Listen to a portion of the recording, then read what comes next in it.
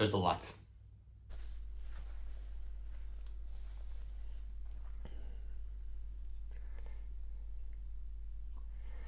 Hi everybody, this is Jimmy and welcome back to Jimmy Does Knitting. This is my knitting podcast where we pick a topic and we discuss it. It's whatever is happening in my knitting world at the time, and it is currently the end of December here in very gloomy Amsterdam. It is 2023 and I decided I've knit enough and we are going to go over my 2023 knits a little early. We'll get into it, but there's a lot. If you enjoy this channel, please like, subscribe. I'm Jimmy Does Knitting on Instagram and Ravelry, and here, of course. And yeah, we like to have fun.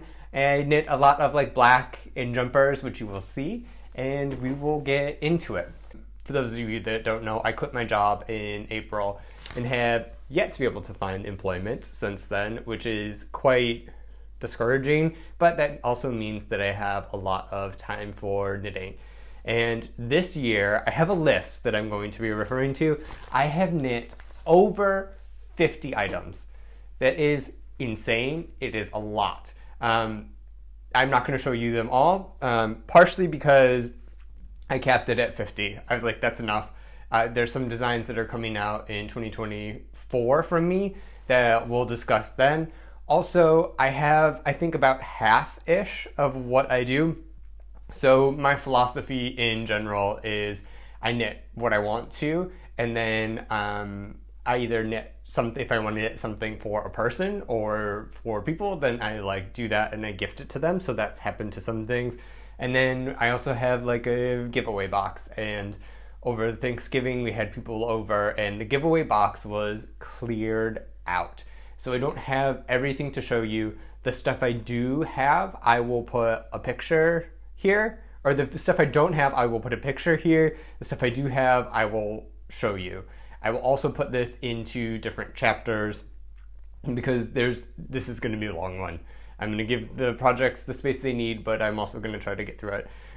So there are chapters. I will try to make the show notes as detailed as possible. Some of the information just doesn't exist. Like some of these yarns, I don't know what they are. I don't know all of this stuff, but like what I can figure out, I will give to you so you can see what's happening. A little bit of a breakdown. I'm going to share 50 items with you, which is an incredible amount of knitting. 17 are what I'm calling garments. We have 11 for the neck, so that's shawls, cowls, scarves. I have 19 hats and 3 other things. So that's what we're in for. Get a drink, buckle up. We're gonna go. First is the miscellaneous category. We have 3 of these things. They're blankets, mostly. It's all right. The first one is a Chevron blanket that I made my parents. My mom last year asked for a blanket. I bought a ton of yarn and I made a blanket for her and she loved it and it was great. And I had like 60 little balls of these things left over, like enough for another blanket. I don't know why I overordered. This is a common theme with me. Like this is how I have a stash because I would rather have too much yarn than not, but like an extra blankets quantity, I don't know what the math was behind that. I don't know anything, but I love a chevron and I decided to make a chevron blanket with that yarn. And so I sort of freestyled a pattern and I based it off of a couple things, but I'm not really quite sure what they are anymore. And I made a blanket, which we will have here. It is just like a typical chevron blanket. It's We Heart yarn and it's a cotton in some sort of blue that I have, and I used up the rest of that yarn and got that out of my stash. It is crochet, it is not knit, and that is the first one. Second one is another crochet blanket, and then this will cease with the crochet of the channel. It's this beast here. It's about like maybe 5'10" by 5'10". It's quite a large blanket, And I used to crochet before I knit, and I had a ton of scrap crochet yarn. So this is all washable yarn. I just freestyled a granny stripe blanket. It's absolutely enormous, and it is using up most of my crochet yarn that I have, as well as some extra things. So this is just a granny stripe blanket that I made. It got me through a really tough time in like March, April, so I like whipped this sucker out. It was really simple. I think it's really beautiful. I believe this is going to be gifted this Christmas to somebody. But yeah, I did this. What was interesting about this blanket is I calculated how much this was worth. It's not something that I really do because it makes me want to cry. But like, I just used scraps, and this is fairly inexpensive yarn as a whole because they're all crochet yarn. So you bought like cheap yarn in high quantity. Most of it's like acrylic or cotton mix or something. Not exactly my jam, so I wanted it out of my stash, and I thought a granny stripe blanket would be great for it. It is, I think I used like 40 different colors, something like that, and with the cost of the yarn and the cost of my time doing minimum wage in Amsterdam without any profit, this thing would cost 650 euros in order to purchase. And that sort of like blew my mind because it's like, you know, it's a scrap blanket. It's like, it took a week worth of work, maybe a little bit more. And it's just like, in order to get my time and money back, it would cost an incredible amount. So this is why also I gift a lot of things. I don't make things on commission or whatever. I prefer just like, because nobody's ever going to compensate me that much money for what it is. And I find it fairly insulting. Like, I don't know. So blanket, I'll give you something if I want to make it. I put love into it. It's great. So that's in general how I do. So this is a freestyle granny stripe blanket. And then the last miscellaneous item is something funny. When I went to Portugal for work in March, there are a couple projects that came from that. But I did an opening for Swatch. They did a project launch. It was a big thing. And I went to Retrosaria Rosa Pumar, which is this like haberdashery, but they also produce their own yarns. And I am obsessed with them. Like, currently I think I have like 3 or 4 projects on the needles with Mondiem, which is what these are. But they do a lot of, I mean, they sell yarn from other brands, but their brands are all like sourced, made, manufactured, and like put like up in Portugal. It is very affordable. The shipping's a little expensive. Like, way more expensive to ship from Portugal to the Netherlands than you would expect. Regardless, the yarn is quite affordable. It's really good quality. It's different than your superwash merino all the time. They're all like natural wools, and they have like wonderful things. I've used a couple of them and we'll go over, but like I cannot get enough of it. And this Mondiem, which is a fingering weight yarn from them, is scratching the itch right now. So I got some and I decided to make these like gloves. I obviously did not finish them off, but like this is a free pattern from Purl Soho, I want to say. They're like chevron mittens or something. I thought it would be good and graphic. It's a navy and then like this speckly blue color, which is not really my usual jam, but I saw it in the store and I was like, these need to go together. And I was obsessed with the idea of making Nordic mittens. I literally only made these 2 mittens and I didn't make any other Nordic mittens, but I have some yarn. We can make it happen. The funny thing is I was so stressed. Can you see this? This is the one that I made right after, and it is literally like a size down from this because I was knitting so tight. I was like incredibly stressed, incredibly burnt out. I like didn't sleep for 3 days. I had a really bad bike accident before. And so this just goes to show you that your attention makes a huge difference. It's really it's really incredible on this one. what the difference is between these two. Nobody's ever gonna want these, but I keep it around because of the funny story. It's kind of sad, but like the story of I was stressed this week, I was recovered a little bit on this week, and then these are the mittens. I really like the graphic pattern. I love this yarn. I made other things with this yarn, and that's it, my little mittens. Next, let's move on to garments, because that is my favorite thing. So I will be right back with what I have. Okay, so we are back with garments. Some have been gifted. The typical rule that I have is I love knitting sweaters, and if I knit a sweater for myself, I knit it in black because that's really all I wear. I like the idea of having a uniform, and then I don't have to think in the morning. Everything matches, everything goes with everything. It's a wonderful idea, and black is the color that I think looks okay. It's sophisticated. I don't know. I've had several comments about how it washes me out and I should get my colors done, but I'm going to be wearing black. So you're going to see a lot of black things, and I will talk about it. The first one, the Reiko sweater, is... This is the Reiko sweater. I do not remember the name of the designer. It is a saddle shoulder construction, so it has this really cool, what they're calling a caterpillar stitch, that you do the saddle shoulder of, and then you knit like some short rows in the back, and then the front has this motif. Now, I wanted to figure out a saddle shoulder construction because I'm fairly new to knitting, and I was still really exploring a bunch of stuff. So I had not knit a saddle shoulder before, or actually since, but mostly before. And I really wanted to try it out. There's this little Japanese woman who did this. It looked like a phenomenal sweater, and I think that the sweater is really, really, really beautiful.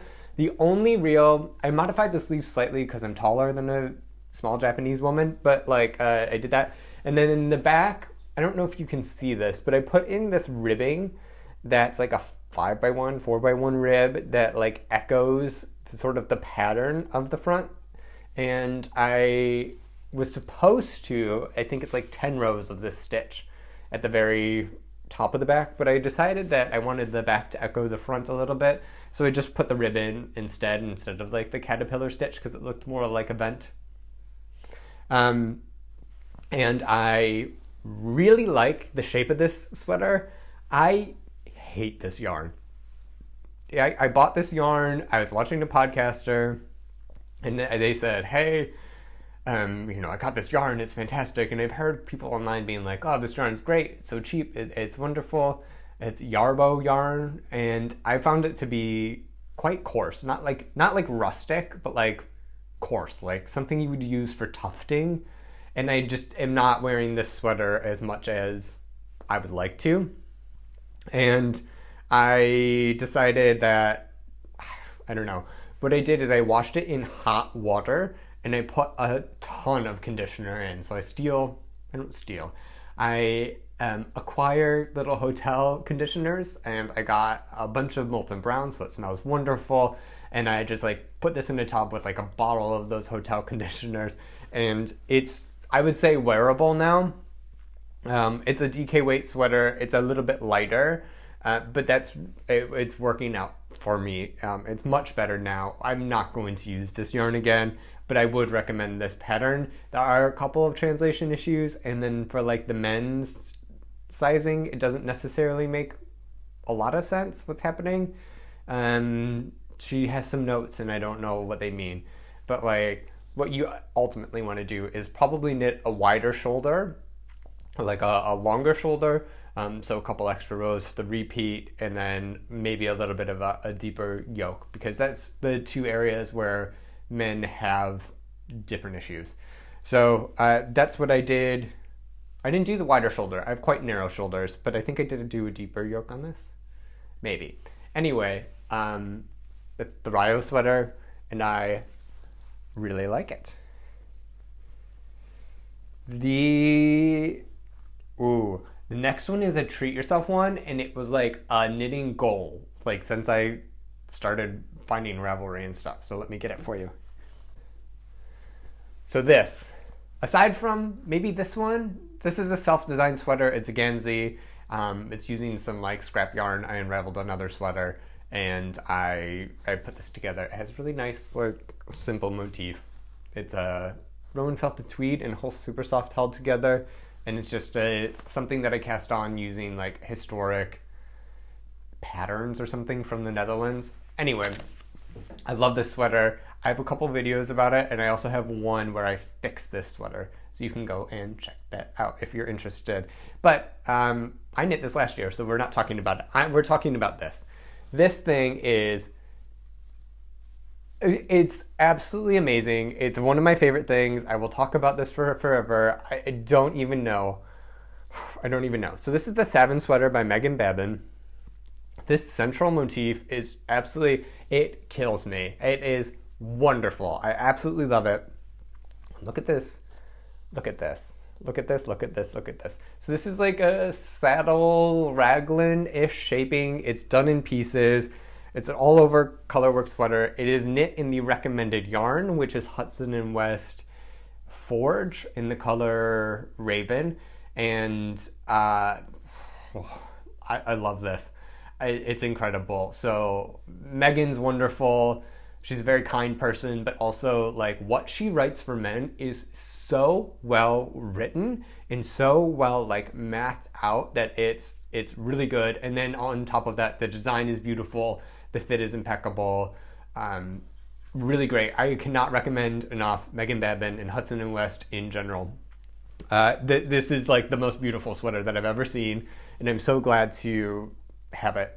I do have another video on this one where I fixed the neckline a little bit. I didn't cast off enough stitches, so it was puckering a little bit. So I fixed the neckline, and I think it's great. So like I would recommend this pattern a bazillion times over. Now this yarn is so special. It has some Corriedale in it. It's like Merino Corriedale, and it has this like luster to the yarn that's like I have not seen, and there's just like this little bit of like plump to it that's just like makes those cables and that texture just like pop.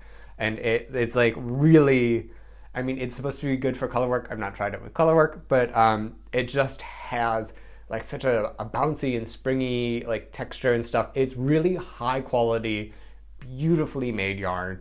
It's all American made. They have a similar ethos to Brooklyn tweed, and it's just incredible. I cannot say enough about the yarn or the pattern for this, and this is something that was quite expensive. I bought the yarn on sale because otherwise, and I bought it on sale and I shipped it to America so I could get free shipping. And then when I was there, I picked it up and then brought it back because I think I calculated it at one point. If I were to ship this to the Netherlands where I am, it would have cost like $400 or something for this sweater, which I love it, but we don't love it that much.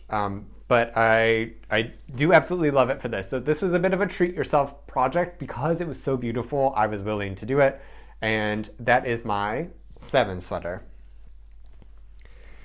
The next one I do not have. It's Justin's Flannel by Alicia Plummer.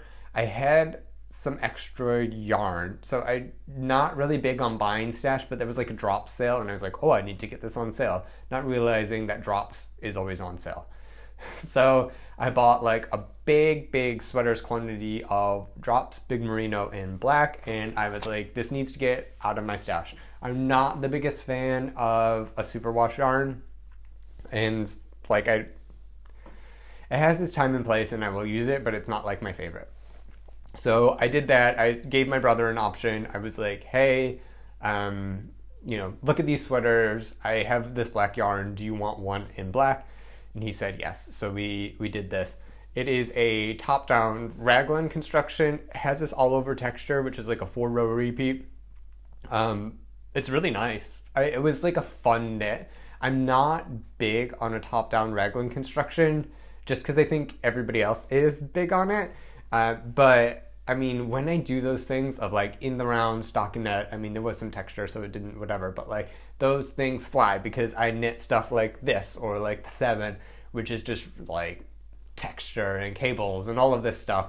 And like that thing flew off the needles, which is good because my brother is a Midwestern boy. He's a big boy, and it was a lot more knitting than I was used to, but it went well. I was like an enjoyable knit. I think Alicia Plummer doesn't have many men's designs, but the stuff she has does fit really well. So if you're looking for something fairly simple for the man in your life, go for that. I would suggest that.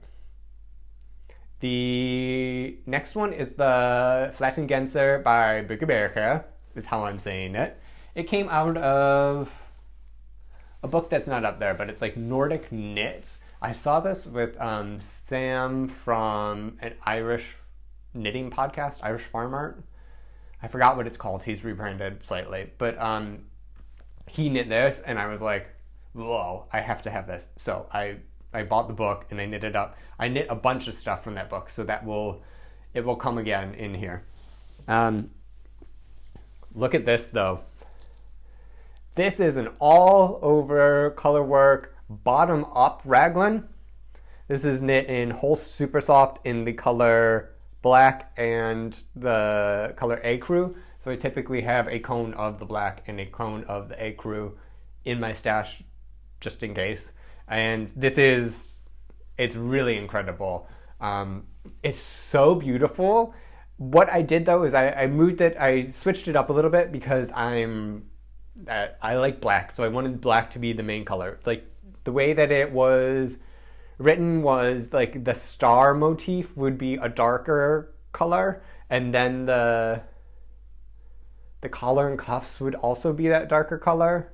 And then so I basically switched the colors for here.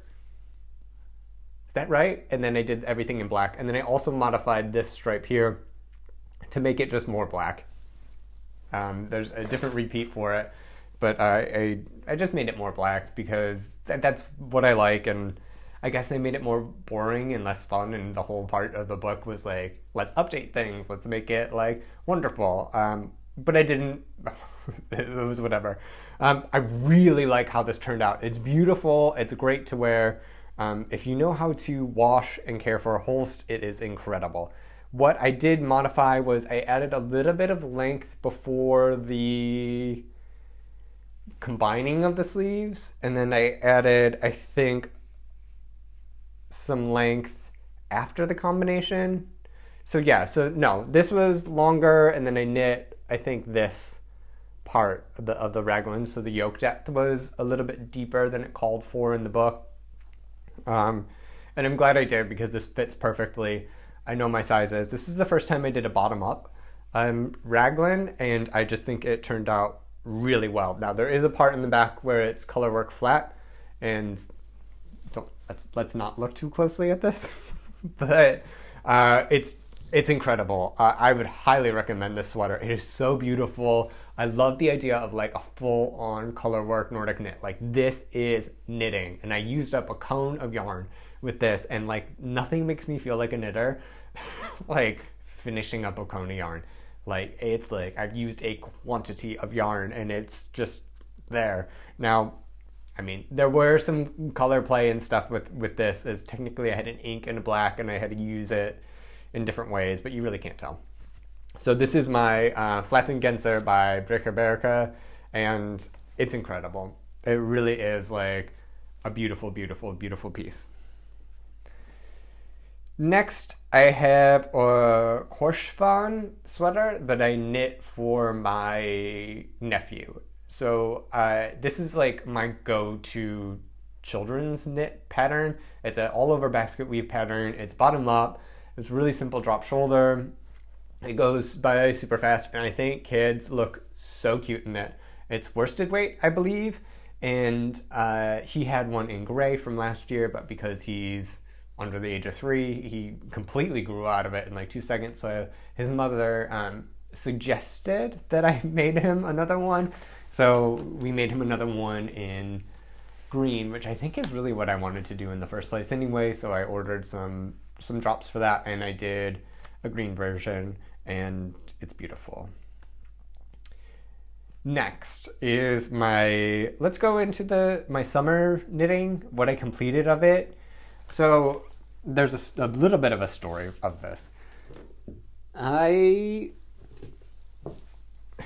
was obsessed. I saw like this one picture online of like a drop stitch sort of pattern, and I was like, I need this in my life. This is my summer knit. My cable knit I have a Slutty Summer cable knit is like my dream, and I think next year I'm going to make one. I might design it. I'm not really quite sure. Anyway, it's like my dream summer item. And I saw this drop stitch thing, and I was like, we can do this. And there was a whole saga about summer knitting that I documented in my podcast. I just couldn't find the right thing. I tried a bunch of different things. Nothing really stuck. And I did several attempts at this design, and let's go through it. So this was the first one. It's not really even wearable, but the idea was I just saw a picture, I figured out what the pattern was and the decrease weight and stuff. And so I did a bottom up thing with like a rolled over hem. This is more of an This was more of an experiment than anything else. I'm never going to wear this. It's partially because it's like a worsted weight linen yarn. It's like drops linen or something. And I don't know, I panic bought yarn. I can tell you that's what I did. I panic bought linen worsted weight yarn for some reason. I know I don't like plant fibers that much. Like I need at least 50% like of a protein fiber in with the plant fiber, and this is 100% linen. This should be a bag. This should not be a top. It's not for me. Anyway, so I did an experiment, and then I was like, whatever, we'll knit another version of that, and then we'll go from there. But in the meantime, I did find the pattern or a pattern, because what often I feel like is I don't want to calculate my own pattern. I just want to follow a pattern sometimes. I quite often calculate my own stuff because I don't like how things look, or it fits for a woman and not a man, or like I need to tweak it, and then by that point it's a different pattern. And so I found this, and this is the Unravel by Anna and Heidi Pickles, and it doesn't fit. I bought this Life in the Long Grass yarn. It's Stellar Blue maybe, from Stephen and Penelope. It's beautiful. It's just the drop stitch, but like a long sleeve. But notice that it's really long sleeve. That's because this is superwash, and I thought superwash would expand in all directions. Superwash just gets like longer. So like it has these like ET alien sleeves on this thing, and it's not great. It's way too small. Which we will get into. So it's too small, so I've never worn it. It like barely fits on my body. I cannot stretch it out. I tried to block in some width to this. It didn't really happen. So this is another thing that I'm like not really wearing. The deal with this pattern is it's terrible. I've heard this from other people, but the Anna and Heidi Pickles do not have good written patterns. They're like done in Norwegian, and then there's like an English version at the end. I couldn't find them on Ravelry because Anna and Heidi Pickles is their name, but like Pickles Knitwear is the brand that all their designs come out of, and they have some beautiful designs, but I like don't know how people knit these things. Well, I do, but like they're not great. And I had to order yarn to get with it, and then like Pickles, their yarn brand does not align with anything on Ravelry, so I paid more for shipping yarn than like the pattern, and I will never use the yarn because I don't like the yarn, and the pattern was garbage.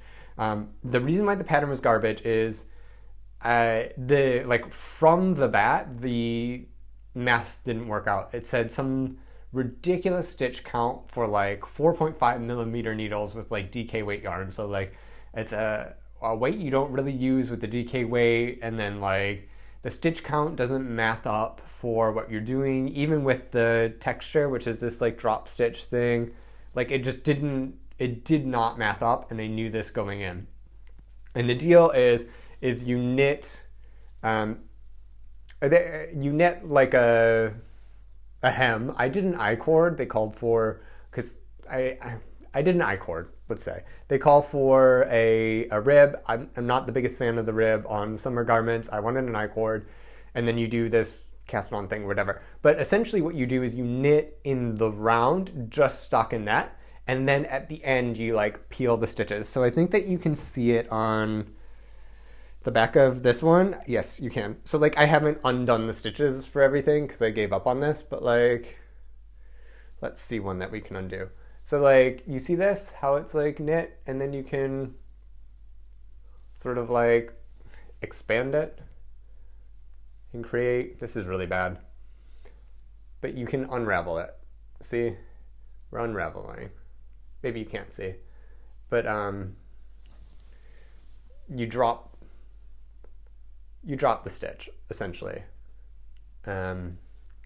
Anyway, so you knit it and it's thin. It's like teeny, tiny, which makes it go as fast. But it also means that until you finish the whole body, you cannot figure out if it's wide enough. And with this crazy gauge and everything else, it didn't fit. It just did not fit. Also, the collar was really like loose, apparently, like supposedly. So anyway, I mean, it is a Nordic pattern, so there's like some, they're not going to hold your hand. There's like some user knowledge that was like meant to be put in there, which is fine, because if that's how the pattern's written, that's how the pattern's written. But like, it wasn't written well for that style, and like the math was off, and I just was so disappointed because that was quite expensive yarn, and I was like, I'm not even going to save this yarn. It's done. It's going. So what I ended up doing is getting some onion nettle sock yarn, which I really like. I've never knit a sock, so I don't know how it compares to other things. I don't know how it wears, but I basically redid the pattern. And this time I did the math myself, and I did some modifications, and it's a whole different thing than the last one. So that one was supposed to be for a DK weight yarn. I did this in fingering weight yarn. I have like 4 and then a drop stitch, and then I just sized it for myself. So it's a different number of cast on stitches. The edging, I did I-cord finishing on everything, including the neck. The neck I made smaller, and I'm really pleased with this. So I wore this in the summer in France. It was great because it was very, very buggy, but it was also quite hot at night. So this had enough like sheerness where I was not so hot and it wasn't really buggy. So like, I mean, it's great. It's a bottom up construction of a drop shoulder. I did a 3 needle bind off at the top of the shoulders because, especially with like a really loose fabric, you need structure in your garment. Like the seams, especially for like a summer sweater, are very important because that holds it together. Otherwise it's like way too drapey and it will tear and do all these things. So it was my 3rd attempt on this specific sweater, but also I think like attempt 6 or 7 for like actual garments that I made in the summer. So this is my, what I call my last ditch drop stitch sweater. Next one. I did a test knit for James and Watts. Where is it? Here.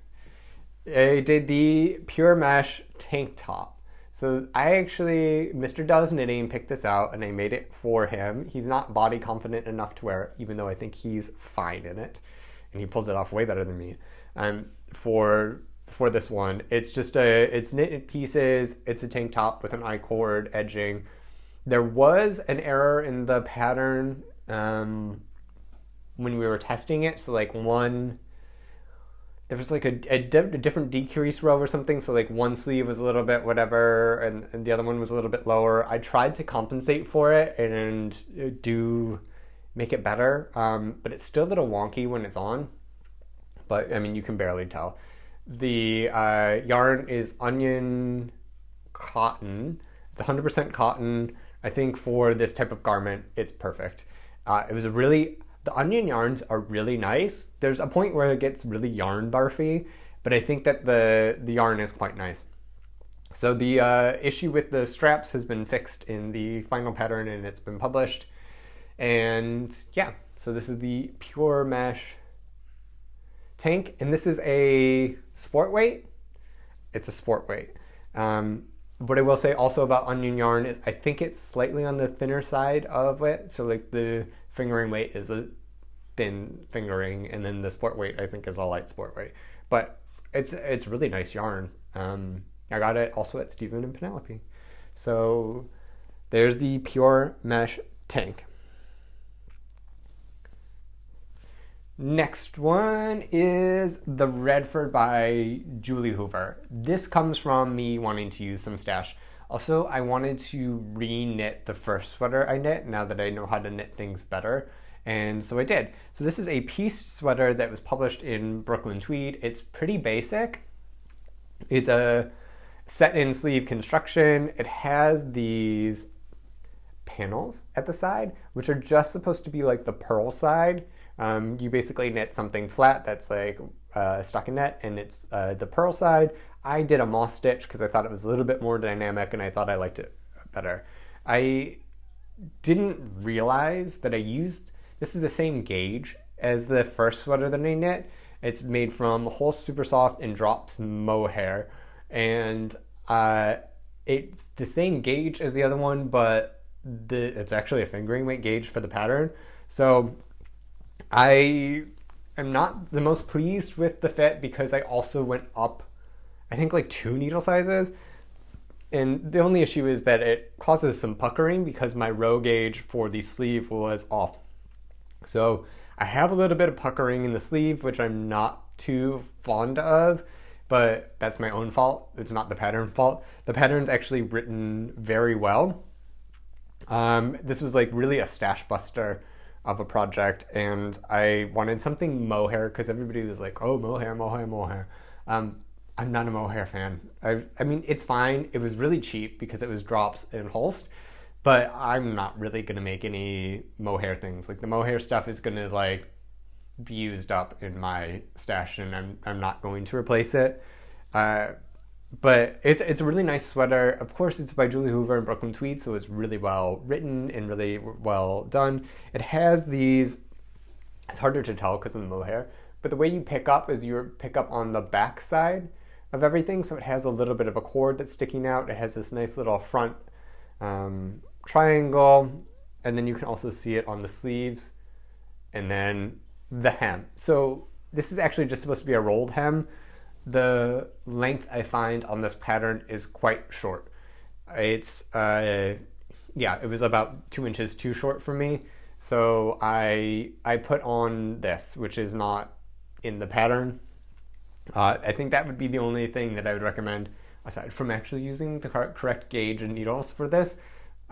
Maybe knit it a little bit longer because it was just too cropped, especially because it's just stock and net. In the bottom, it will roll up some, so maybe a little bit of length. But I mean, I like it. It's a good, simple, basic sweater. I think the first one took me like 4 months to make. This took me like 3 weeks. Like I said, when it's just stockinette, I go for it. I get really like quick. So yeah, this was nice, and I go through it a lot more in my re-knitting the first sweater that I knit video, so you can check that out. So the next one I have is the Baby Ingrid sweater. So this is by Petite Knit. I find I'm not the biggest Petite Knit fan, but because she has like an army of Swedish children that she's building, she has a lot of children's sweater patterns. So it's nice to do those, especially because if she has something that I actually really do like and I want to knit, that I knit it in a child size and then I get it over with because I don't necessarily want to wear it. But there are a handful of children in my life that are like really knit worthy. And so I did that. So I knit an Ingrid sweater with Drops Charisma, which is a superwash, which not my favorite, in this rust color for my nephew. And I think it turned out really nice. I really enjoyed it. It was super quick. It was an interesting gauge thing because the seed stitch, moss stitch, whatever you want to call it, that part is just goes poof, it gets really big. And you can see that on some of the pre-blocked pictures. If I have any, I'll put some in here. But yeah, so it's a bit of a learning thing. The way that things are done is just like, I mean, it's the same number of stitches, but it really shows you like different types of stitches have different widths. But in general, pretty happy with it. It looks cute. I thought it was a nice sweater, and I knit that.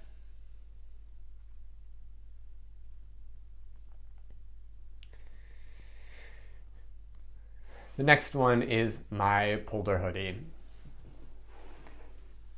So in my drops sale that I found, I got this drops Nepal, which is like 30%, whatchamacallit, alpaca.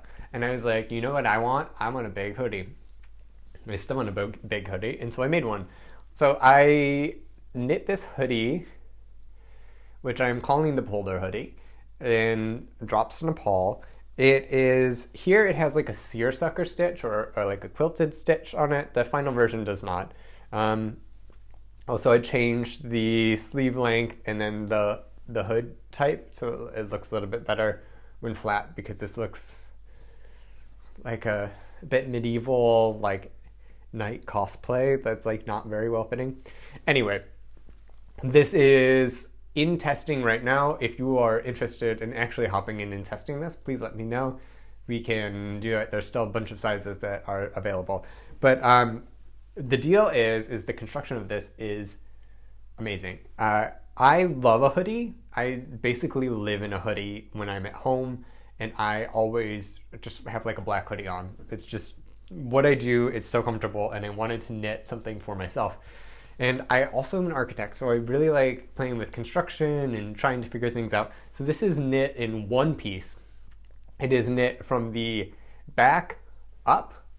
There is some short row shaping, and then you knit down the front, and then you sew up the seams on the side from the arm to the hem, and then you knit on the hood and the cuff. And what that does is it creates this really cool line on the sleeve, where at the top is just the stockinette stitch, and then the pattern is below. So I made this as a prototype. There were a couple of fit issues, so I made another one. But I love this. This is really cool. Maybe I wear this today. I don't know. So this is my test version of this. And then I had another one that I did, which then I wrote up and sized and all this stuff. So this is done in a woolly knit iron cone. This is with a seed stitch. So this puffs out a little bit more. So I had to change the needles from a 4.5 to a 5 millimeter, and it's basically the same thing. So this is not black because Mr. Does Knitting picked this out for him, saying that he would wear it, and then I finished it and he's like, I probably won't wear this. I was like, oh, fine. So I made this to his color and his measurements, but whatever, it's fine. I'm using it as a prototype. I think it fits wonderful. It's a beautiful thing. So this is the Pullover hoodie, like the one that's in testing. The reason why I called it is because the Pullover is the land that has been drained. So in the Netherlands, you have like a dike that's built, and then the windmills pump out the water, and then the land below the sea level is the Pullover. And so I thought that this is like little crops or something like this. This is the dike, and then this is the water that it's pushing out. So I thought that was really nice. It related to something that I see every day. And yeah, so I perfected the fit of this one a little bit. It's still knit back, up, around, down, cast on the hood, then do the cuffs, and then you are done.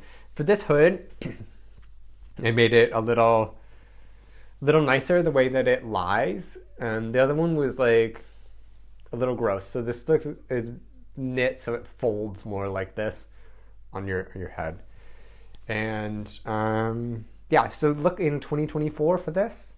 And this is the Polder hoodie. The next one, we have 2 more to go. I swear I'm almost done. I wanted something kind of trendy. We go to this really cool coffee shop every day, and I wanted just it to be a little bit trendy. So I picked this like teddy bear texture. I mean, it's drops of boucle in black, so I could wear it. I started off doing the Ott sweater by Jared Flood, but I went to separate for the sleeves and I had 58 extra stitches. So because you cannot read your knitting with boucle, especially when it's black, I had no idea what to do. So I ripped it all out. I self-drafted a bottom-up one, and I think it's so nice. It's so comfortable. It has this little split hem. It's a little bit longer in the back, and like a 3-needle bind off for the shoulders. And I did a modified drop shoulder, so it's like a little bit closer here, and then it goes out for the body. And then I did something interesting with Roxanne Richardson recommended, which is the decrease on the top of the sleeve instead of the bottom of the sleeve. I go over this in other videos. And yeah, it's supposed to just fit better. I think this is amazing. It's fluffy, it's warm, it's super lightweight, and I really enjoy this one. So this is my drop shoulder sweater. Another one I made was a yellow sweater for my barber's baby. He said that like he would appreciate knitwear or something during an appointment I had. And he just had a little girl, and I had this yellow wool that I wanted to use up that I got at a local craft store. It's not my favorite. I swatched it for pom-pom? I don't know, for something, but I didn't like any of the designs that I did. So I used it and used up most of the sweater. This is an anchor sweater, and it's cute for a little girl. I just think the anchor sweater is a really cute, like, little girl one. It's in yellow. It's a soft yellow. I think it looks fantastic. She'll grow out of it by next month, but who cares? It was wonderful. The next one was the Oba sweater. This was an undertaking. I told my mom at the beginning of last year that I would knit her an all over colorwork sweater.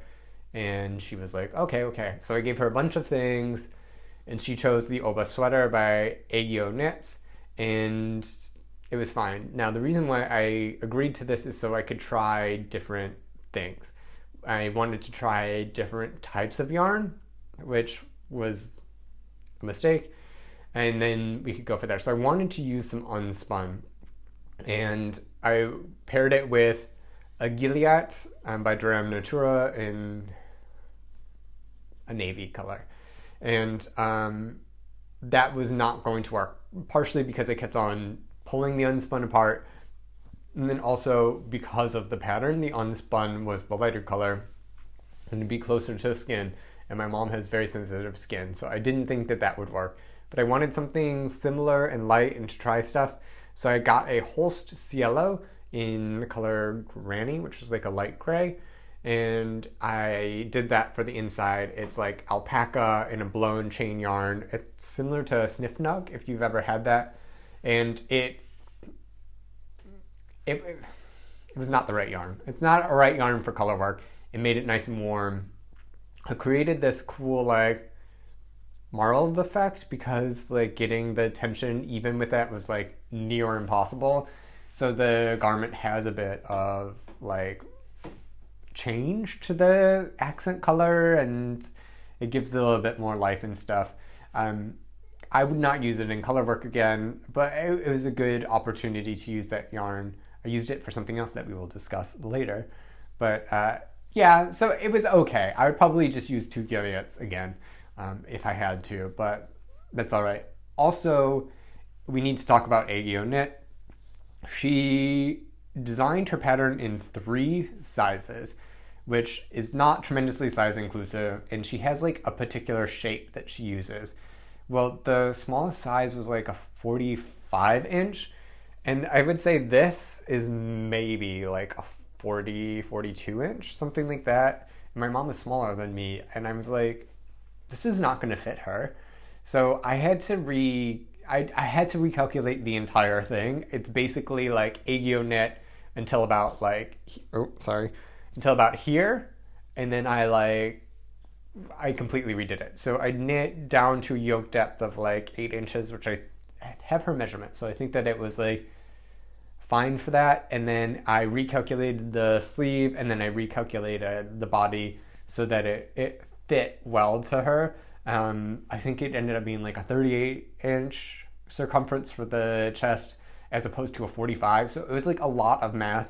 And then I had a lot of extra yarn, and it was just too much math for what I wanted to do. And it was just a top-down raglan sweater. Like, there's not even like a compound raglan shaping. It's like very, very simple. And the fact that it's only in these 3 sizes is a little crazy to me. So that was more of a pain in the ass than I really wanted it to be, both because of my own yarn choice and then because I basically had to like redraft the sweater in order to fit my mom. So that was not the best. But we got through it. My mom loves it. She gets all compliments from the ladies at the lake on it, and she really enjoys it. So I'm happy that happened, and yeah, I would do it different next time, but we're all right. Okay, one last sweater, then we need a break. This is the last sweater that I have finished. This is another Meghan Babin for Hudson and West design.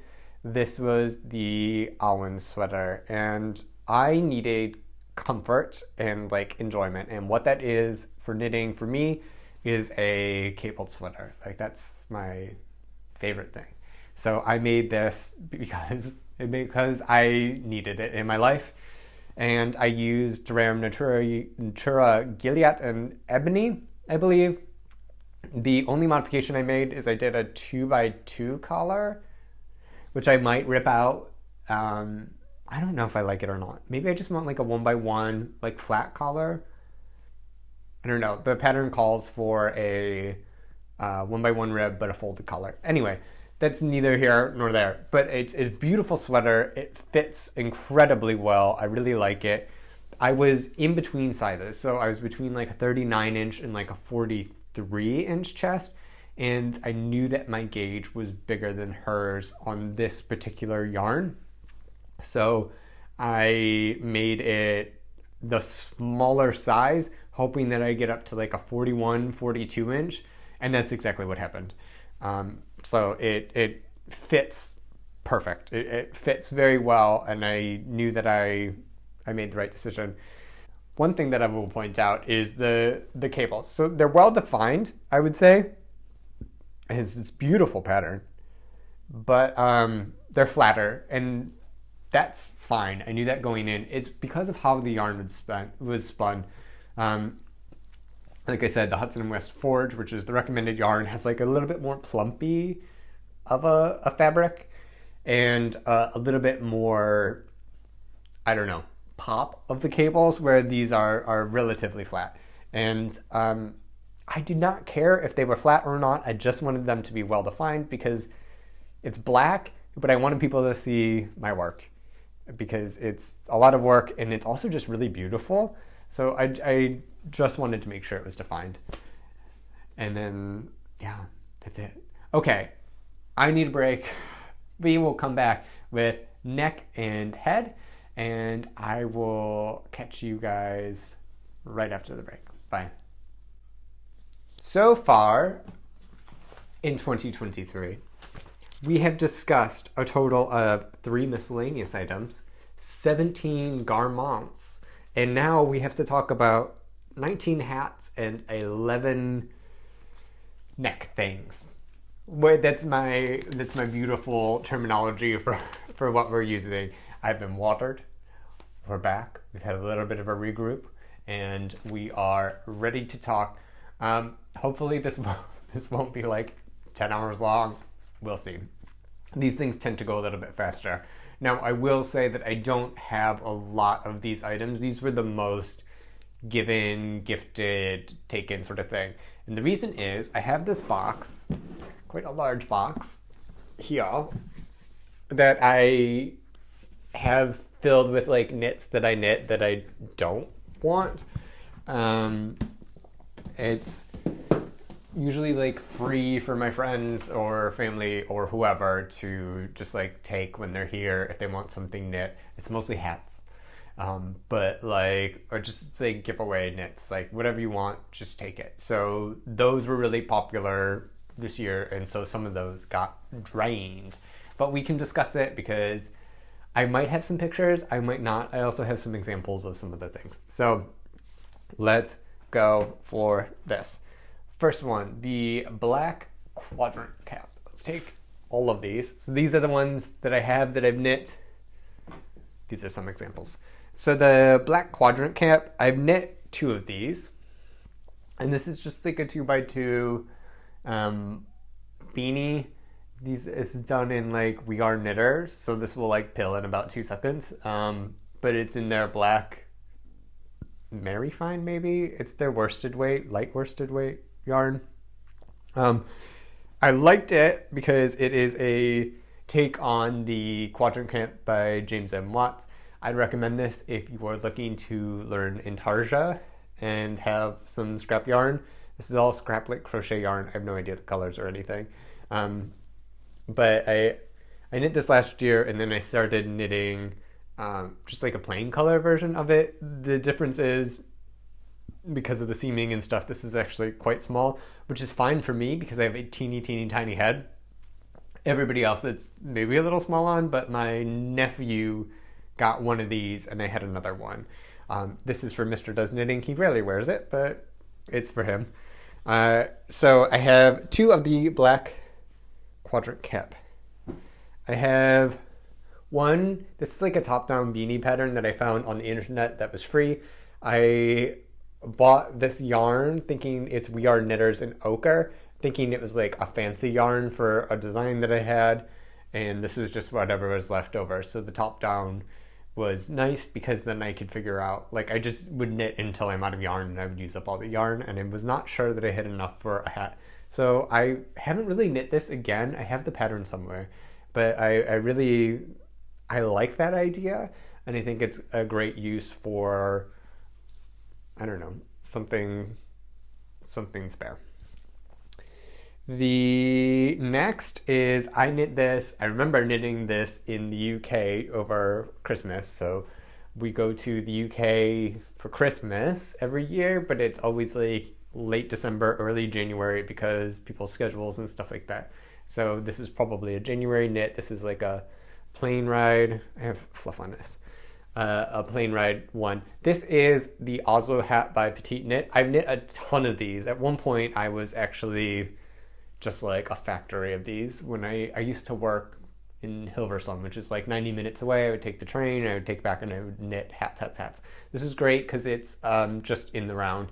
And what you do is you like knit up to the brim, and then you fold it over, and then you knit a little bit more of the color, and then you switch direction. So like it was actually knit like this.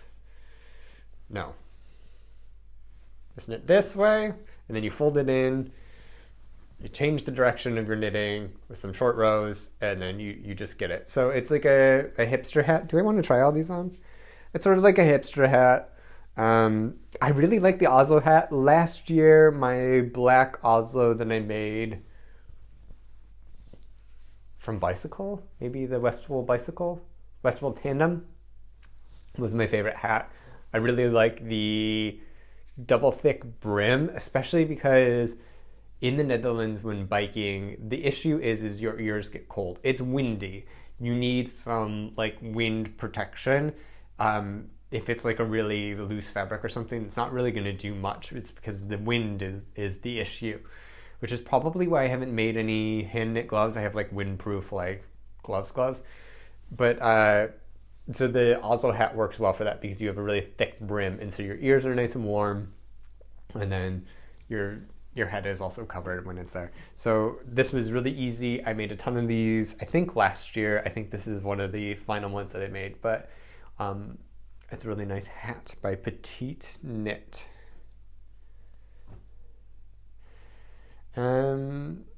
Next one was just a tweedy hat that I bought. I went to America in January, and I went to a yarn shop, and they had a bunch of Blue Sky fibers, and their Blue Sky fibers Aran tweed. That stuff is amazing. Like, it's beautiful, beautiful, beautiful. I didn't want to spend a bunch of money, but I wanted to try it out, so I bought one skein. It was enough for like a hat, and this is like an actual Aran. It's not like how the UK calls Aran like Aran, but it's really worsted weight. It's like an actual Aran, super thick. It was this like beigey tweed thing. I might have a picture of it. I also might just have a picture of a version of it that I didn't like. I'll see if I can put it in there. I knit it up really quick, and I just gave it to my dad. He really likes it when it's really cold out. He has like different hats for me, and he tells me the different temperatures that he likes wearing them at, and like what works best and what does not. So it's really kind of cute. But like, that's what happened to that hat. I was like, do you want it? And he's like, sure. So that is there. We have baby hats. The cutest baby hat that I have seen is the School Run hat by Laura Penrose of Penrose Knits, is it? It's just so cute. It has this like little like folded over brim with like this picot edge, and then has sort of like, you either have like a round crown or you have like this, I don't know what this is. Somebody tell me. It's a different shaping. It's not round, it's more hipster. And it is adorable for little children, especially if you make like little pom-poms for it that like almost look like little ears. And I'm like, it's such a quick knit, especially for an infant. And like, I can't recommend it enough. There's an adult version. I really like it for the kids. And so that's what I do. That's like my go-to baby hat. And then I use some of my crochet yarn, remember from the blanket that I first showed you, in just like different fun colors or whatever. So it's all washable. It's all good. I knit 2 of those for babies. One was this like little Irish looking baby. It was so big that like I knit maybe like the 3 to 6 months, and then the newborn baby like could not wear it. Like the brim was unfolded, so it would like fit over her head. She's such a like little chunker with these like suspicious eyes. She kind of reminds me of like Jenny from Gogglebox. I don't know, but it was hilarious. So I knit her that one, and it matched her sister's sweater that I made, last year. And then I also knit one for another baby. I don't know if I have that picture, but I think they're really cute. Go for the School Run hat by Laura Penrose. Next is a balaclava. So this was my knit in Portugal project, mostly at the airport. There was an issue with airplanes or something, so I had spent a lot of time in the airport. It was just this, I wanted to try out boucle. I'd never worked with boucle before. I figured a balaclava was a good idea. I didn't realize how far the yarn actually stretched. It really because it's so light, I was like 25 grams. I need like 2 or 3 of these to make a balaclava, because it's kind of what you need for a hat. And you need like not 25 grams for a balaclava. So I got this pattern online. It was for free. It was for like a seed stitch balaclava, but then because of boucle and it being impossible to read and like it doesn't really even matter, I just did like plain stockinette, and then I just used like the crown.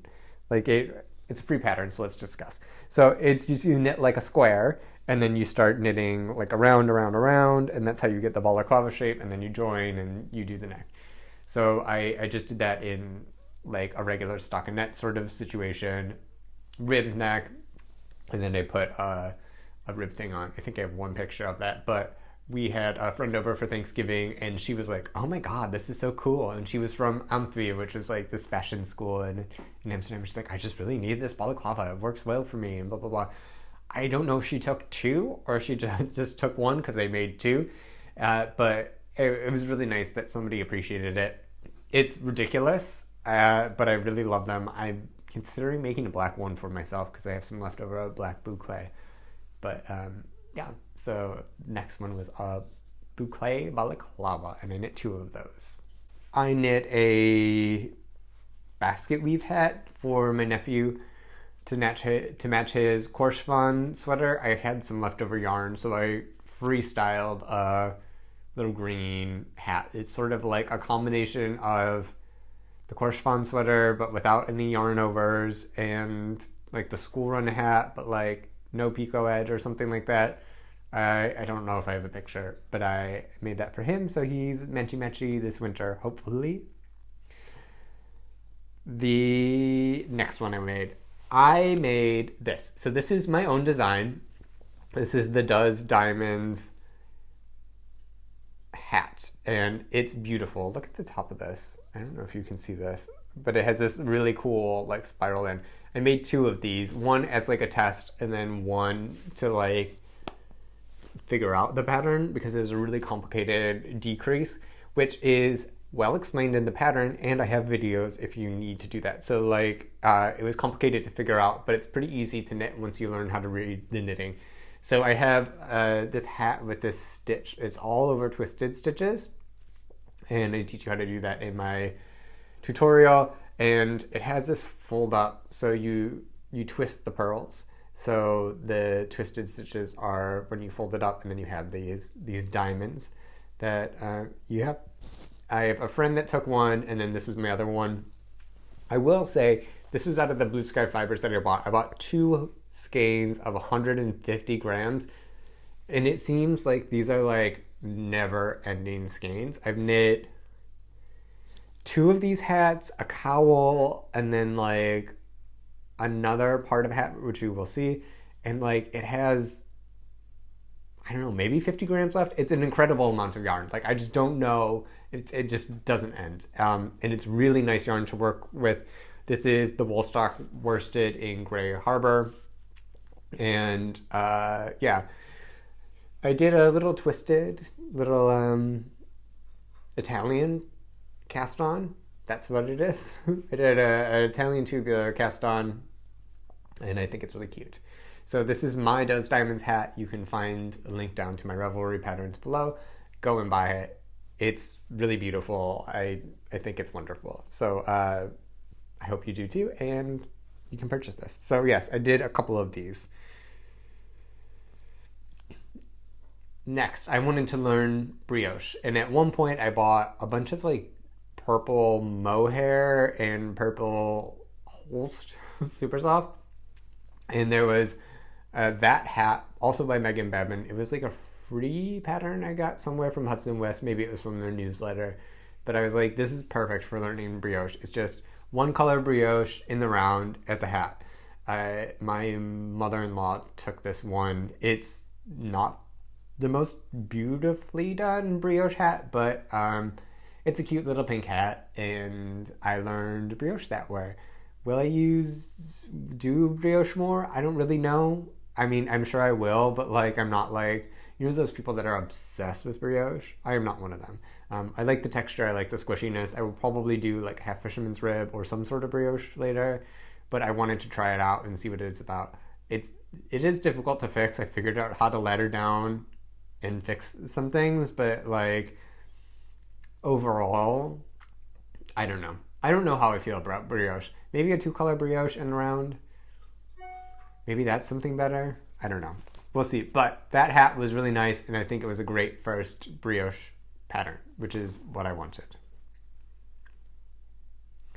Next is the Top Star hat, which I have. So this matches my Flaten Genser from Briger, and this was in his hat. He also has a cowl, just a cowl that matches this, I think.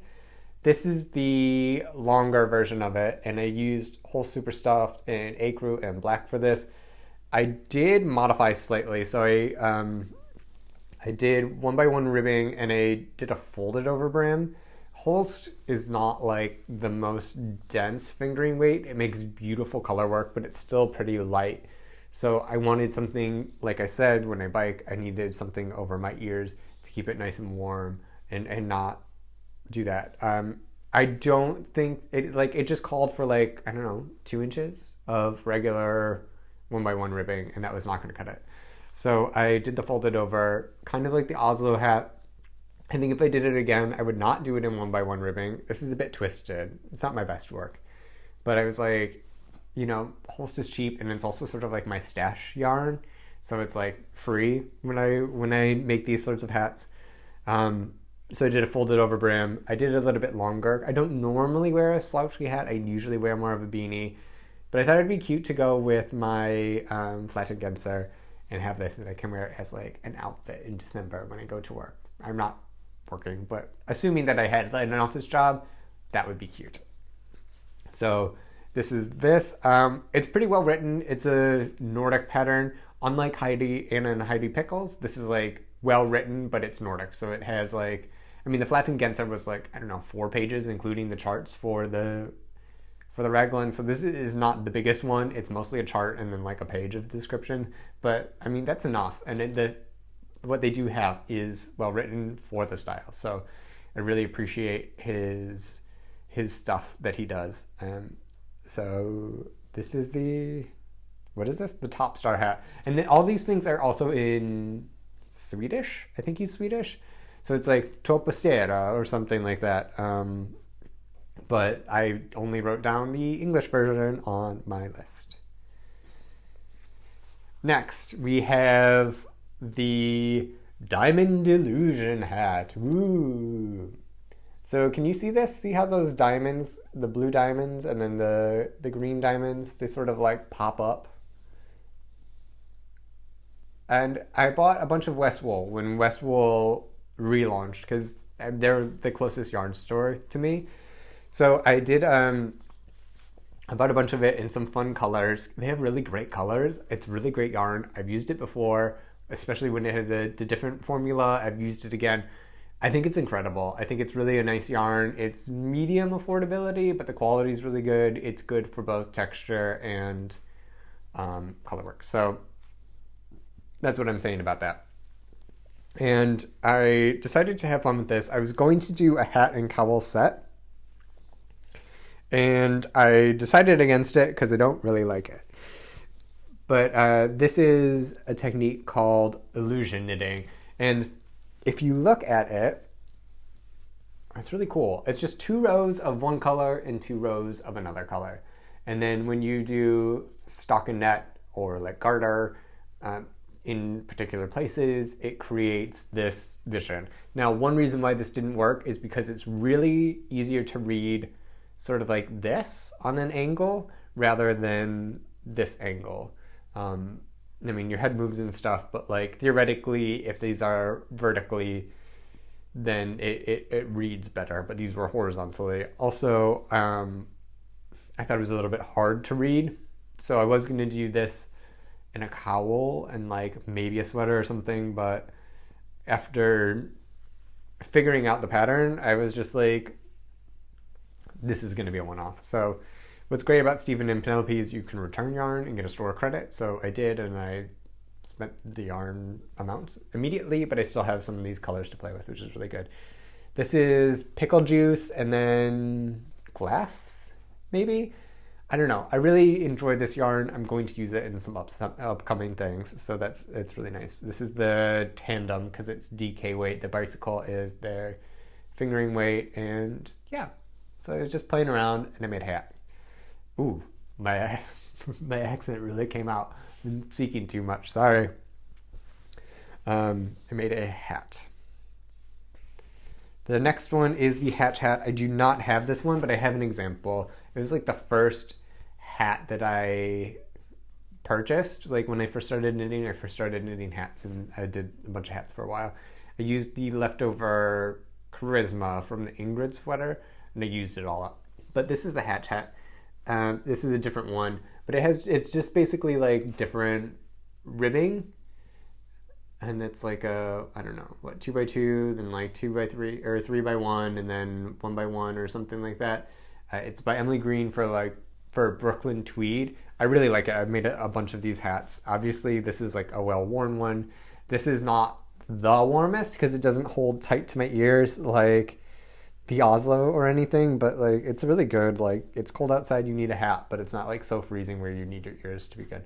So this is not the hatch hat that I knit, but this is an example of it, and I really like this hat. Next one is this.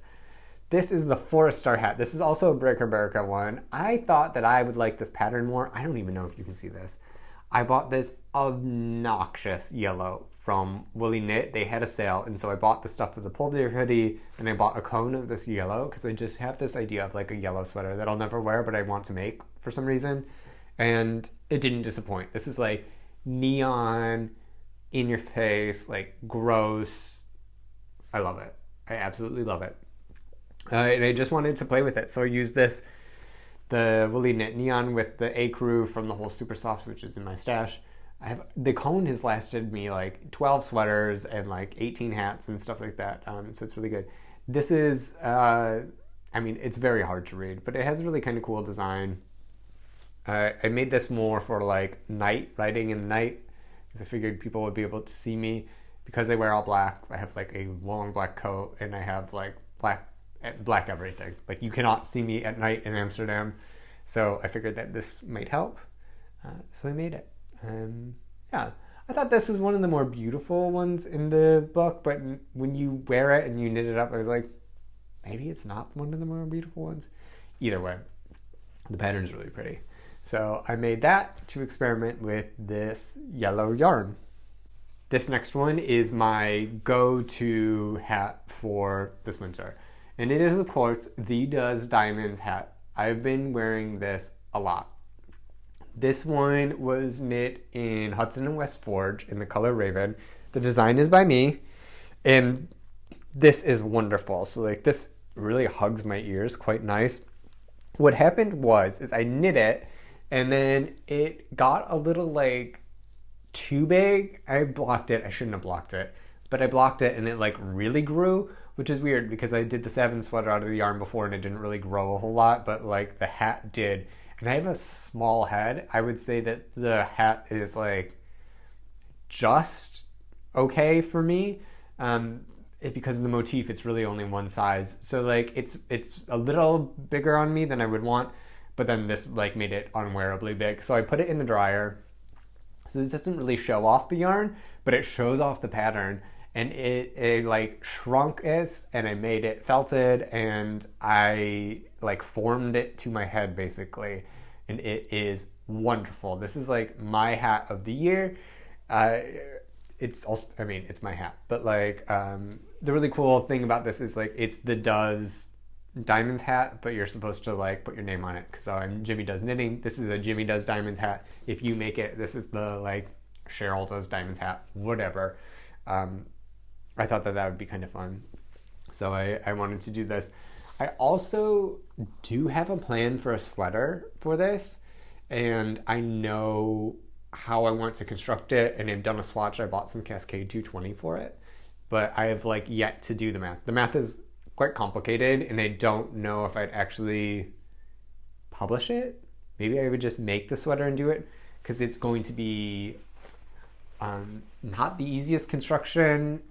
The twisted stitch for a whole sweater, even though this is on 5mm needles, which is like a US 8, is quite involved. So, and then like in this one, at least in the round, you can keep track with it by moving the marker flat. It doesn't really work that way. So it would be a more complicated sweater, but it'd be beautiful. So I do want to make it for myself, which I can do. I'm not sure if I should publish it in a magazine or not. I don't know if I'm going to show it on the YouTube channel. We'll see, but it's beautiful. I mean, like the whole start of this was I saw a sweater in a coffee shop in Amsterdam. Not like a coffee shop, but like a coffee shop. So so I want to make a sweater out of it. I have the yarn. I just need to do it. I need to sit down and do some math and figure out what I want to do. But it's so beautiful. And then it would match my hat, which is exactly what I need in my life. Matching hat and sweater, as we've discussed. The next one is the Escher beanie. This is by Rose Knitwear, ROWS. She is a Brits living in Amsterdam, and she has really cool designs. She's not on Ravelry, but I mean, think like Agio knit, but like cooler, and then that's what she does. She has really just like amazing things. They're not particularly feminine, but they're more feminine than I would typically wear, let's say. But I could do this, but I could make this hat, and this is with leftover Gilead from my Awen sweater, and then more of the blue sky fibers. I made the smaller version because I have a teeny tiny head. It fits really well. I think this is quite nice, actually. Anyway, just looking at myself in the camera. This is the rose knitwear Escher beanie that I knit. And then the last one I left downstairs. This has been a hoss of an episode. I'm not going to go get it. It's a prototype in Mondiem. It's using the same yarn as I used for those mittens that I showed at the beginning. And I'm going to base it on Dazzle Camouflage, and I have like a whole plan. So we will discuss that more in 2024, but for now, I think that's 18 hats. That's enough, right? We can agree on that. All right, we are on to our last category. We have neck, is what I'm calling it. We have 11 things, and then we're done, which is also good because my phone is not going to last. So I'll try to make this a little quicker. The first one was the Aurora Cabin Shawl. I just wanted to join a Stephen West knit along and like see what it is and go for it. I really think that he does, like this one, the Aurora Cabin Shawl, was like beautiful, beautiful, beautiful. It was the first shawl that I ever knit, and I was like, what's the Stephen West appeal? What's going on with it? So I went to Stephen and Penelope. I bought some Holst because I didn't want to spend, 400 euros or something on this thing. I wanted something quite affordable because I knew that I wanted the experience, but not necessarily the product.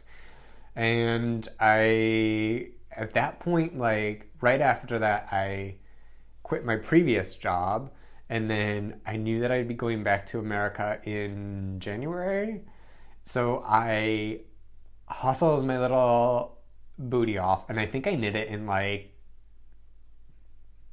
10 days, something like that. It was an incredible amount of knitting, incredibly fast. And so I used Holst Supersoft, and I wanted to give it to my grandma. And grandma is still alive. She is currently 102 years old. In January, she will be 103. And like every time, it's one of those things where like every time you see her, it's like the final goodbye, but then you see her again, and it's like, okay, the final goodbye. And then it's like the final goodbye. She's just not gonna die. She will die, but like, she's lived quite a life from a small farming town on the border of Michigan and Ohio, and she was born in 1922, and now she's living in a small town on the border of Michigan and Ohio, but obviously she's seen a whole lot. She lives with my aunt and uncle now. But I decided, you know what, I wanted to knit something special for my grandma. It made it a little bit fun. I sent email updates of each section to the family, and they read them to her, and like some pictures and stuff like that. So it was really nice, and she really appreciated it.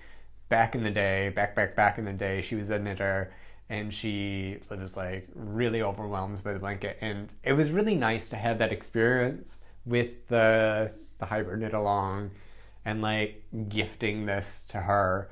And it's like her shawl, and like it's a special thing. She uses it really as a lap blanket because it's enormous. But yeah, so it was a really like special project and a special moment.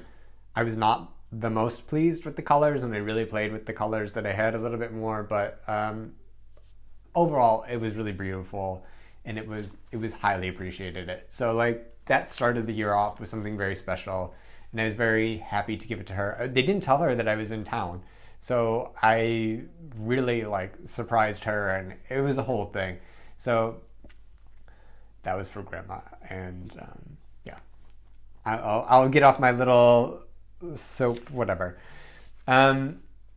now to other experiments. I bought some Lion Brand Fisherman's Wool, which was I was influenced by Taylor Earle.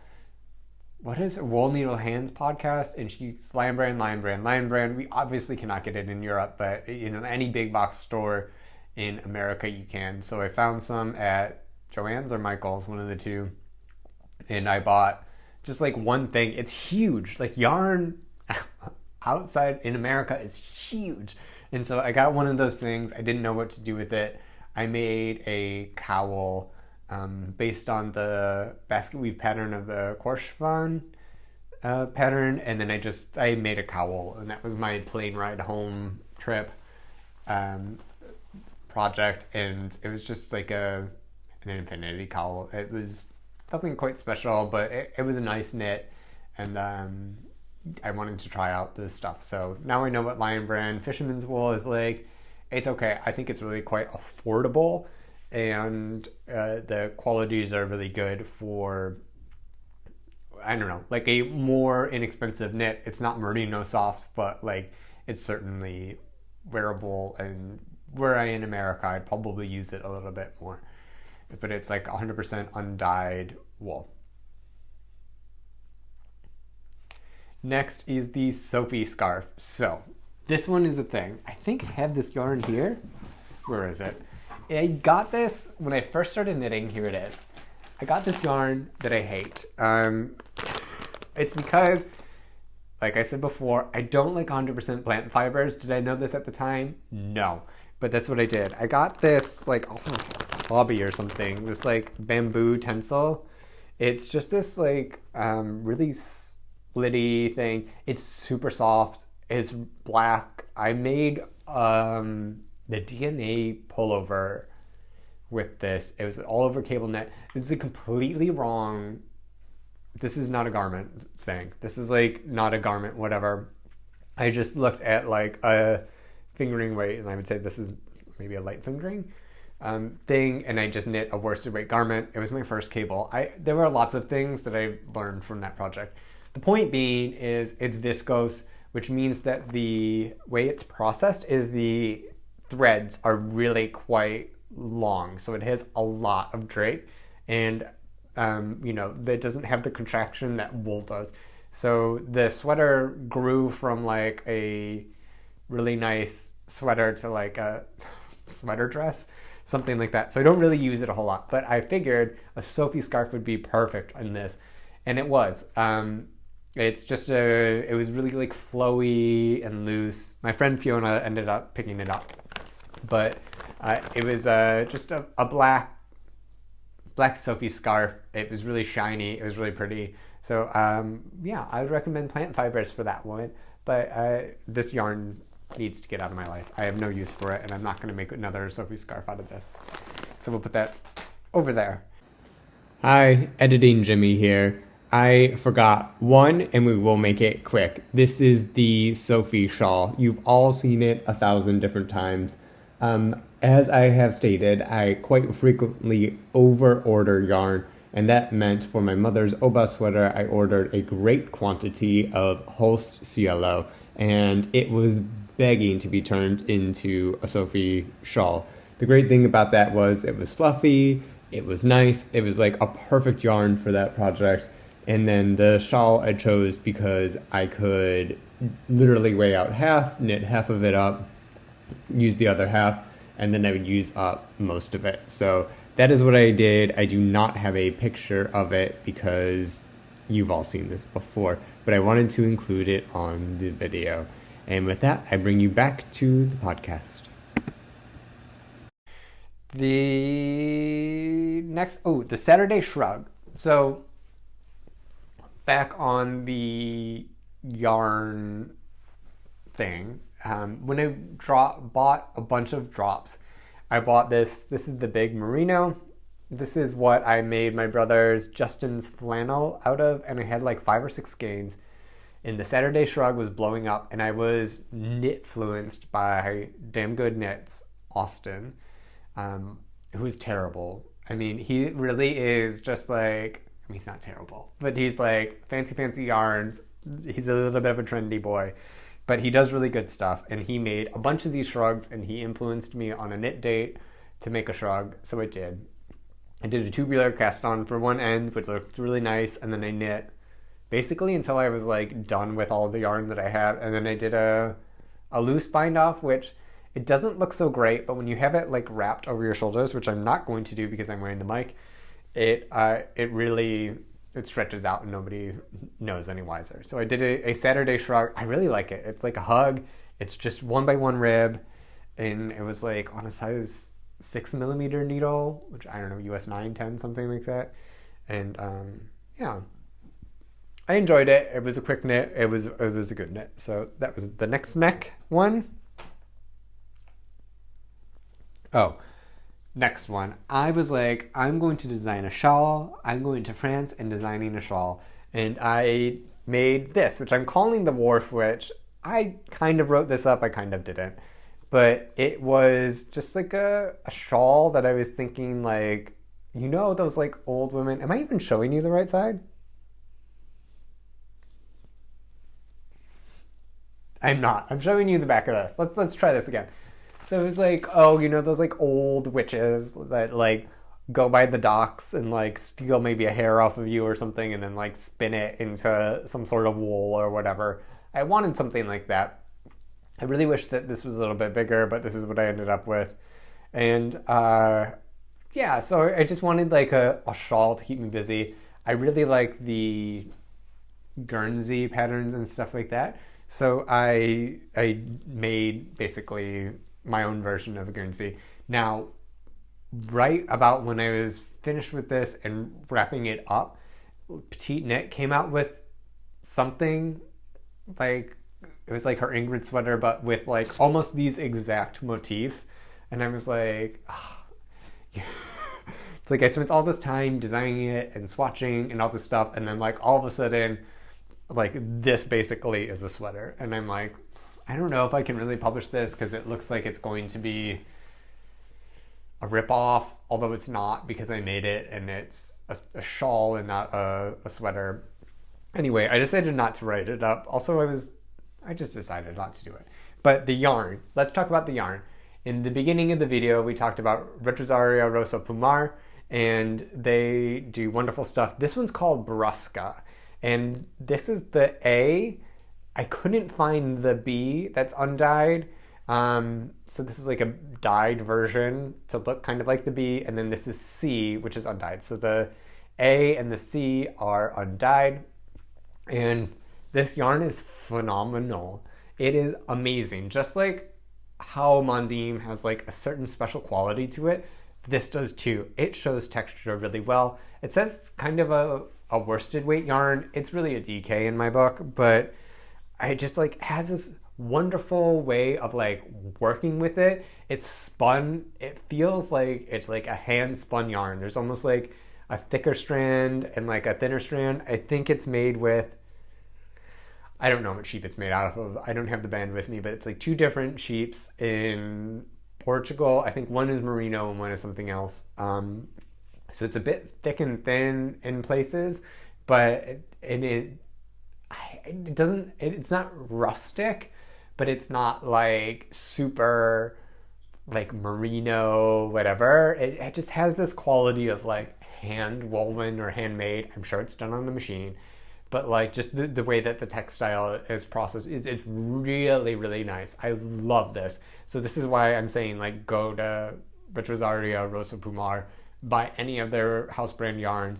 They're quite affordable and they're just a delight to work with, especially these like undyed colors. You know, obviously like dye affects everything. The darker the dye, the more difficult, not difficult. I don't want to use that word. The darker the dye, the more like thin the yarn maybe is, and the more like processed it is, but like just like a fluffy, natural, undyed, springy sheep, like that's absolutely wonderful. I think it's great. So I really like this. Maybe I'll release it one day, maybe not. It has a cool construction. Like this little triangle is knit first and then you pick up and do whatever. So you could make it quite a bit bigger if you do the first triangle larger, and then you can do the different motifs. And you got a little lattice motif. This is a broken rib. I don't know what this is called. This is a double moss stitch, and at the end has this beautiful, I don't know, wave pattern, fleet pattern. I don't know what it's called. I love it. I'm going to use it for something else one day. I have some ideas, but those are in the background. I clearly have other plans first. But this is my Warfoot shawl that I made. Highly recommend the yarn. It was a nice, really quick knit. We're almost done, kids. We're almost done. Next. So this is, I made 2 of these because I'm obsessed with this. Atelier Cliché made this thing. This is well worn because I'm using it quite a bit, but you can tell that it has like a twisted stitch diamond sort of pattern for it. So I started this because I had a bunch of unspun from my mom's sweater that I never used, and I was looking for patterns, and I found this Gaka shawl. It's really a scarf, but Gaka shawl. And I was like, this is perfect. It calls for the Manchalopi, which I bought. This is the color Azul. And I have like 5 plates of these. Like, this is the leftover for the second. So I'm definitely going to make this again. It's really cool. It's mostly gray. It's really kind of blue, but it has these like really pink flecks, like fuchsia flecks coming in every once in a while. I don't know. Am I an unspun like super fan? No. Am I going to use it again? Probably yeah, because I like how natural it feels, and for certain things I think it works well. So I made one in gray, well, blue, that I gave to my sister-in-law, but then I was like, I want some of this for myself. So I made one in Plutolopi, which it takes a little bit more, and then I paired it with drops mohair in black.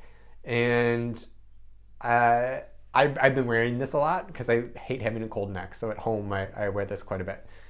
And I would say I knit it with the mohair to give the Plutolopi more strength, and it wouldn't pill. So this is what I've heard from Inga of Knitting Traditions, and I would agree. It was a lot easier to work with when I was knitting it up and going through all that. What I will say though is I don't like mohair, and this is what really like cemented it for me. I put this around my neck. I don't really have sensitive skin, but this was just like too much mohair. So what I typically do is I put my hood up and then I wrap it around, and then it's fine. But I think that I'm gonna do this one more time because I love this so much. So I'm either gonna use the Plutolopi that I have and just do it plain, or I have some alpaca that my in-laws gave me that's like dark. I mean, it's not black, but it's like a dark brown because it's natural, it's undyed. And I might hold it with that. There's a worsted weight version and a chunky version, and if I hold the alpaca with the Plutolopi, then I can do the chunky version. If not, then I can just do the worsted weight version. I'm unclear. So I have not settled on anything.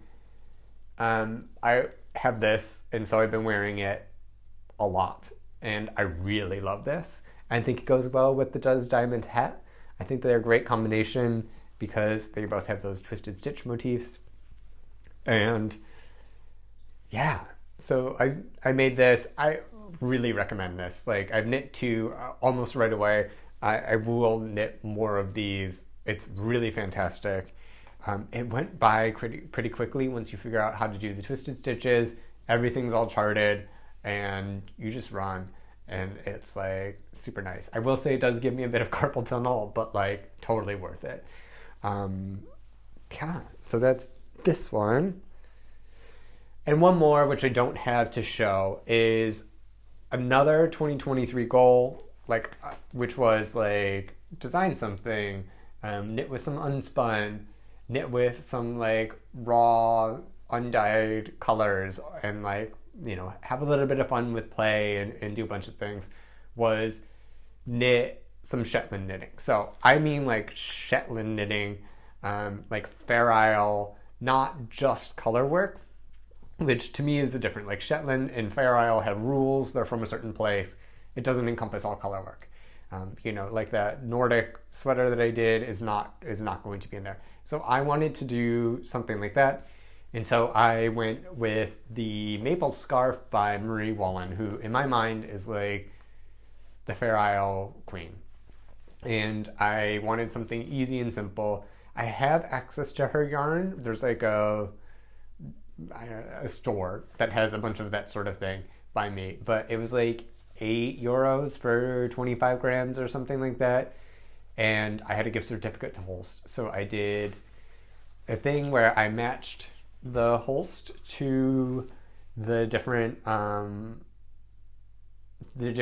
on their website for the Marie Wallin colors, because I didn't want to, I didn't know the rules, I didn't know color whatever, so I wanted to make sure that I got something close. And then I had a lot of fun picking out the yarn. It was much cheaper than using the Marie Wallin yarn, and I think it looked similar. All that to say is I didn't like the experience. I think the pattern was beautiful. The yarn bloomed, and I think it turned out very well for what it was. But there were two issues. One, there were so many ends that I was like, I don't want to deal with this. And then two, I wasn't liking the color combinations and stuff that happened. So I did this, which you can see as like a little key. I had so much fun setting up this project, and then I did not like working on it. A little key, as you can tell, I've like crossed off a couple of the names. So because I substituted them out with colors and stash that I thought worked a little bit better. And yeah, so I mean, it was an interesting knit. I'm glad I had the experience. Nothing against the pattern, nothing against the designer. I'm just not a Fair Isle knitter, I guess, unless I like really control the colors, which even then I still have a lot of... I might do something later. I'm not going to say never, but like maybe if it's a request for like, I don't know, my mother or something like that. But yeah, it was an interesting experience, and it was definitely a different type of knitting that I wanted to try. And so I did that. What I did do though is I opted out early. I knit about half the scarf. I did it a provisional cast on originally because I was going to Kitchener the two ends of the scarf together, so it would have like a nice end. But because I went out early, what I did is I Kitchenered the two ends of it, and I made a cowl. And my friend Julia has the cowl. I think I have a picture that I'm showing you or something. And it's really kind of lovely. It's not perfect. I switched the colors like halfway through for some of these things. So some of the rows are a little bit different, but it doesn't really matter. Nobody's really going to notice but me. It's a nice warm cowl, and it's Shetland, Fair Isle sort of knitting. And I'm glad I tried it. We'll see what happens with it in the future. Probably not much, if I'm going to be honest. The Does Diamonds cowl. So this is the cowl that goes with my hat. Over here. I'm not even going to get it. So this is the cowl that goes with my hat. It is a little bit longer. This is in Blue Sky Fibers, woolstock worsted in the color Gray Harbor. And it's just a nice little cowl to put on. And then you have a matching hat and cowl. And I really like this fabric, and I think it fits really well. Because of the pattern repeat, I mean, you can modify it pretty easily. You can make it bigger, you can make it smaller, you can adjust the height. So I did this for the sample. This is also a separate pattern on Ravelry to the hat, but you can buy both and be matchy-matchy. And then I also ended up doing a modified version, can you see this? In DK weight. So if you are not a worsted weight person and you prefer DK, you could try it. I would say worsted weight is easier to work because working the twisted stitches on a smaller needle is just a little bit more difficult on the hands, if I'm going to be honest. But I wanted to do a swatch because I got this Adam, which is Westwool Bicycle, Westwool Tandem on sale from Stephen and Penelope. I got a bag, like 10, 11 skeins of DK weight yellow yarn because it was cheap. It was like €5 a skein or something. It was like bargain basement price. Now I have all this DK weight yarn I don't know what to do with. But I wanted to make the Does Diamond sweater in yellow. I think it would be beautiful in yellow. And I was like, I'm going to do this, and I need a swatch for it, so I'm going to do it in the DK weight yarn and doing it. And after the swatch, I was like, girl, please, no more, mercy. So I I decided against the DK weight one. We're going for a worsted weight, and that will be fine. We'll do it in black because I may only make one of these things. But regardless, so the pattern has a worsted weight and the DK weight version. This is in West Wool Tandem in the color Adam, which I don't think they make anymore, but they make a bunch of other ones, so it's fine. They make 52 colors. Some of them are quite fun, so you can do that. So let's wrap this up. So this is the Does Diamonds cowl in DK and worsted weight, and you can purchase this on Ravelry.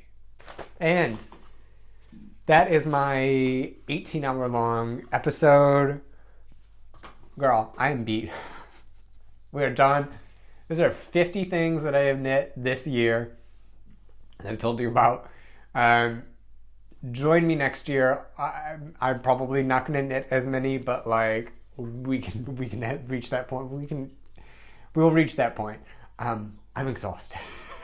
I hope you all have a wonderful end to 2023, that you enjoy your 2024. Be kind to each other. Be nice to each other, especially during this time of year where it's really stressful. And I will see you in 2024 with some new designs and renewed vigor. So everybody have a good time. I will talk to you later. Goodbye.